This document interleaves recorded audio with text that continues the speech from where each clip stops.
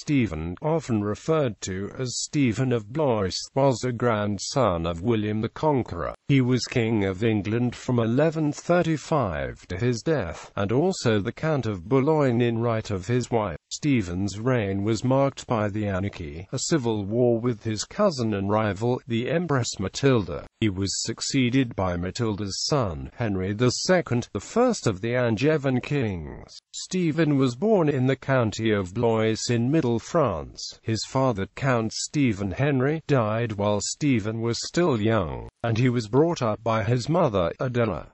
Placed into the court of his uncle, Henry I, Stephen rose in prominence and was granted extensive lands. Stephen married Matilda of Boulogne, inheriting additional estates in Kent and Boulogne that made the couple one of the wealthiest in England. Stephen narrowly escaped drowning with Henry I's son, William Adelin, in the sinking of the White Ship in 1120. William's death left the succession of the English throne open to challenge. When Henry I died in 1135, Stephen quickly crossed the English Channel and, with the help of his brother Henry of Blois, a powerful ecclesiastic, took the throne, arguing that the preservation of order across the kingdom took priority over his earlier oaths to support the claim of Henry I's daughter, the Empress Matilda. The early years of Stephen's reign were largely successful, despite a series of attacks on his possessions in England and Normandy by David I of Scotland, Welsh rebels, and the Empress Matilda's husband, Geoffrey of Anjou. In 1138 the Empress's half-brother Robert of Gloucester rebelled against Stephen, threatening civil war. Together with his close advisor, Waller and de Beaumont, Stephen took firm steps to defend his rule, including arresting a powerful family of bishops. When the Empress and Robert invaded in 1139, however, Stephen was unable to crush the revolt rapidly, and it took hold in the southwest of England. Captured at the Battle of Lincoln in 1141, Stephen was abandoned by many of his followers and lost control of Normandy. Stephen was freed only after his wife and William of Ypres, one of his military commanders, captured Robert at the Rout of Winchester. But the war dragged on for many years with neither side able to win an advantage. Stephen became increasingly concerned with ensuring that his son Eustace would inherit his throne. The king tried to convince the church to agree to crown Eustace to reinforce his claim. Pope Eugene III refused, and Stephen found himself in a sequence of increasingly bitter arguments with his senior clergy. In 1153 the Empress's son, Henry V's Empress, invaded England and built an alliance of powerful regional barons to support his claim for the throne. The two armies met at Wallingford, but neither side's barons were keen to fight another pitched battle. Stephen began to examine a negotiated peace, a process hastened by the sudden death of Eustace. Later in the year Stephen and Henry agreed to the Treaty of Winchester, in which Stephen recognized Henry as his heir in exchange for peace, passing over William, Stephen's second son. Stephen died the following year. Modern historians have extensively debated the extent to which Stephen's personality, external events, or the weaknesses in the Norman state contributed to this prolonged period of civil war. Early life. Childhood. Stephen was born in Blois in France, in either 1092 or 1096.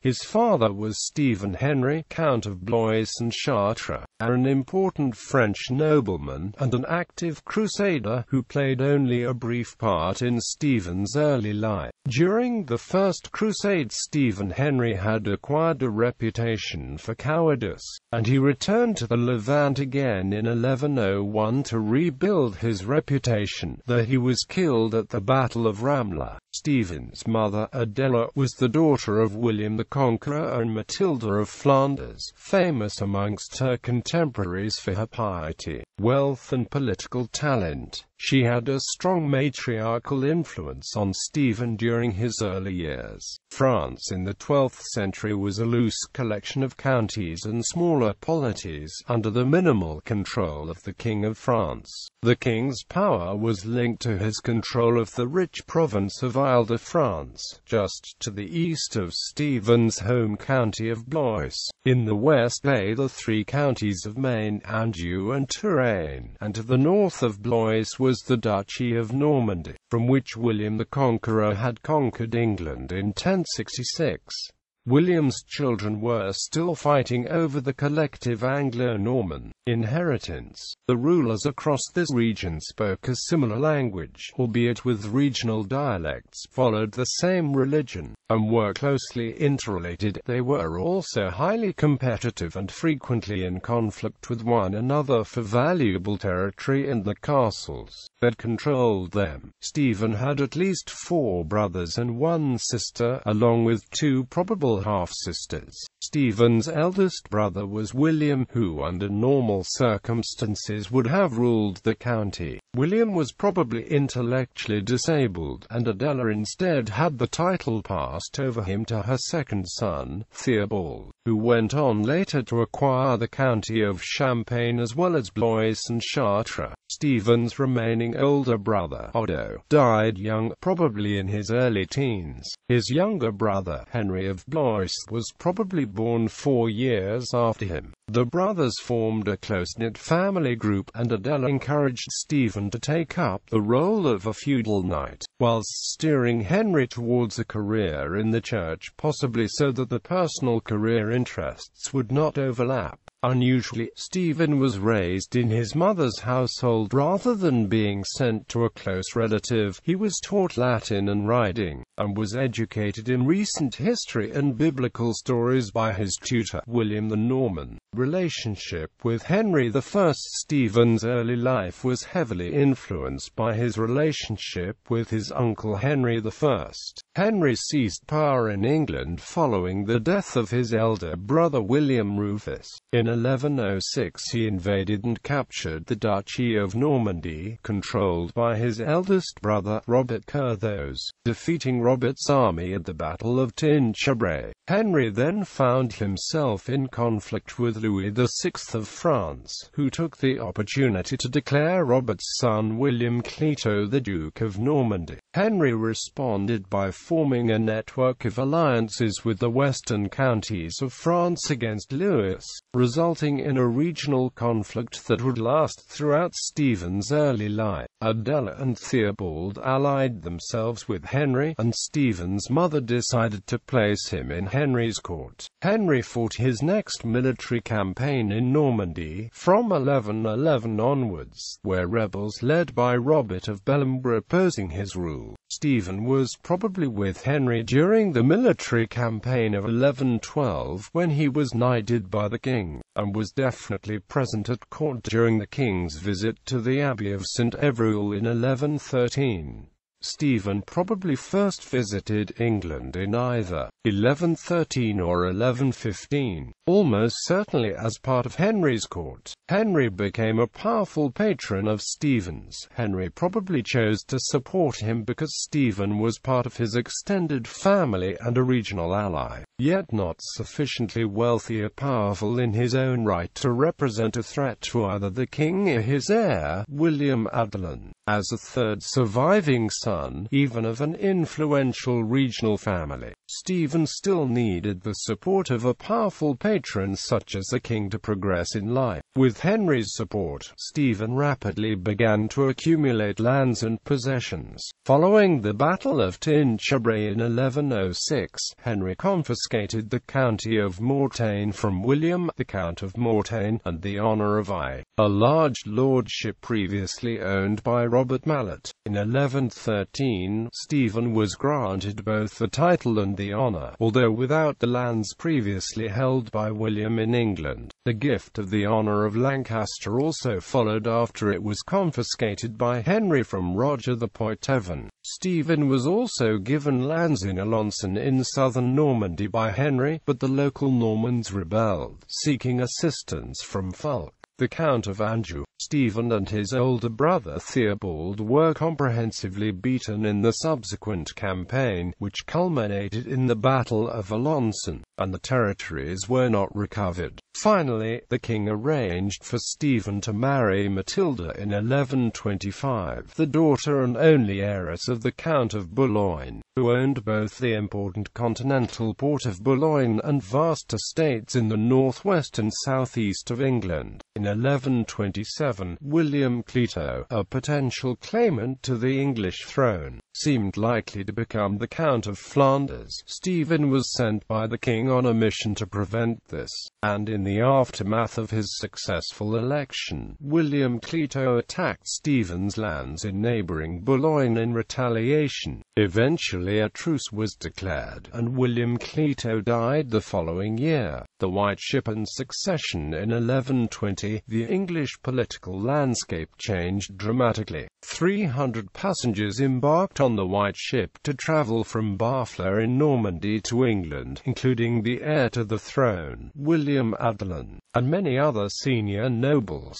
Stephen had intended to sail on the same ship but changed his mind at the last moment and got off to await another vessel, either out of concern for overcrowding on board the ship, or because he was suffering from diarrhea. The ship foundered en route, and all but 2 of the passengers died, including William Adelin. With Adelin dead, the inheritance to the English throne was thrown into doubt. Rules of succession in Western Europe at the time were uncertain. In some parts of France, male primogeniture, in which the eldest son would inherit a title, was becoming more popular. It was also traditional for the King of France to crown his successor whilst he himself was still alive, making the intended line of succession relatively clear, but this was not the case in England. In other parts of Europe, including Normandy and England, the tradition was for lands to be divided up,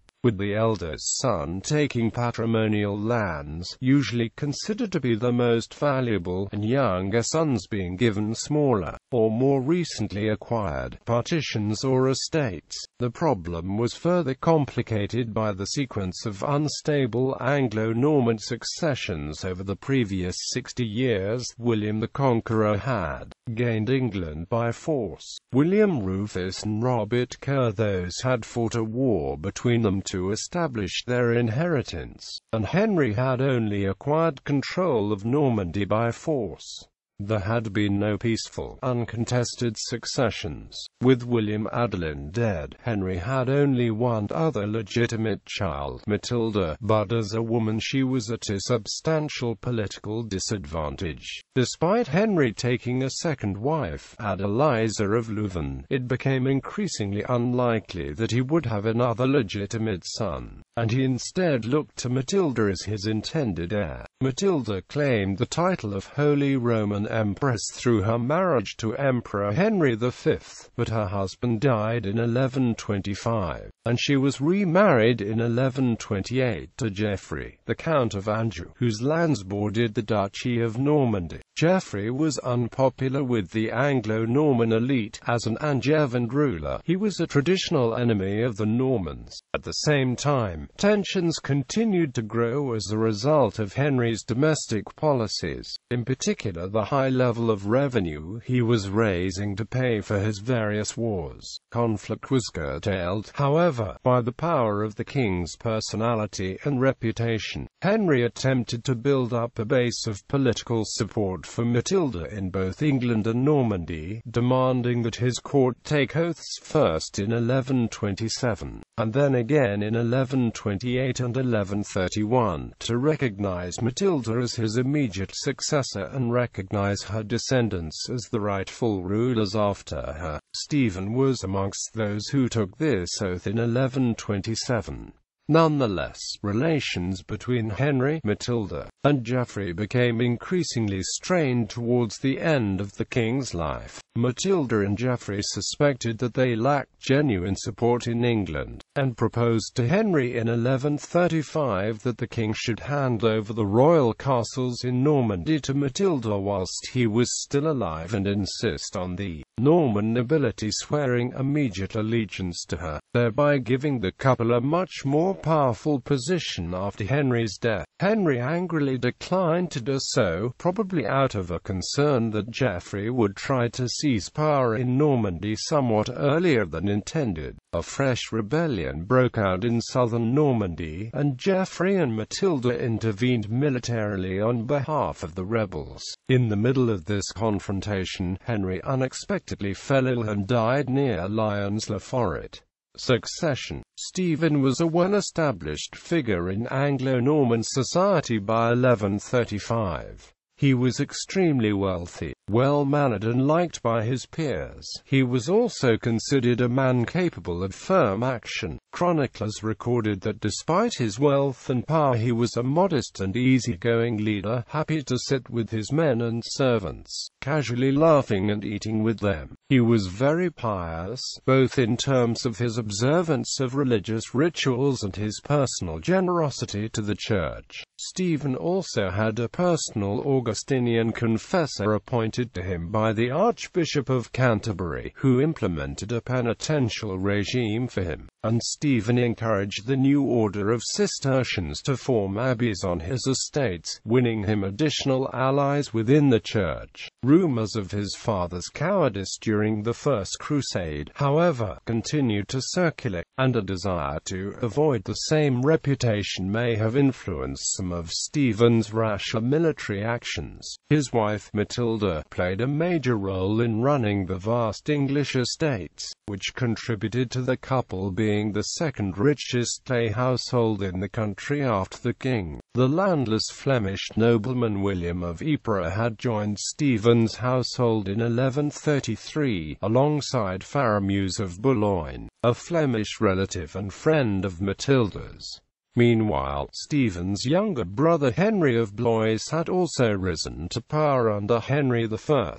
Henry of Blois had become a Cluniac monk and followed Stephen to England, where the king made him abbot of Glastonbury, the richest abbey in England. The king then appointed him Bishop of Winchester, one of the richest bishoprics, allowing him to retain Glastonbury as well. The combined revenues of the two positions made Henry of Winchester the second richest man in England after the king. Henry of Winchester was keen to reverse what he perceived as encroachment by the Norman kings on the rights of the church. The Norman kings had traditionally exercised a great deal of power and autonomy over the church within the territories. From the 1040s onwards, however, successive popes had put forward a reforming message that emphasized the importance of the church being governed more coherently and more hierarchically from the center, and established its own sphere of authority and jurisdiction, separate from and independent of that of the lay ruler. In the words of historian Richard Huscroft, when news began to spread of Henry I's death, many of the potential claimants to the throne were not well placed to respond. Geoffrey and Matilda were in Anjou, rather awkwardly supporting the rebels in their campaign against the royal army, which included a number of Matilda's supporters such as Robert of Gloucester. Many of these barons had taken an oath to stay in Normandy until the late king was properly buried, which prevented them from returning to England. Stephen's elder brother Theobald was further south still, in Blois.